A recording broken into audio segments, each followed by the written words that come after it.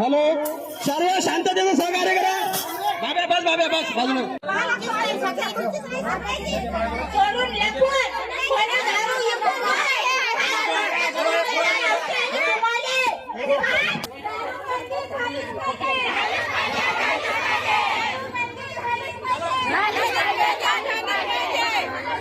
आम्ही त्याच्या घरी जाऊन त्याला समजून सांगितलं की बा दारू बंद करा. त्याने जर नाही, आम्ही त्यांना सांगितलं दारू बंद करा, पण त्यांनी काही केली का नाही केली आता हे याच्यानंतर आम्ही पाहू.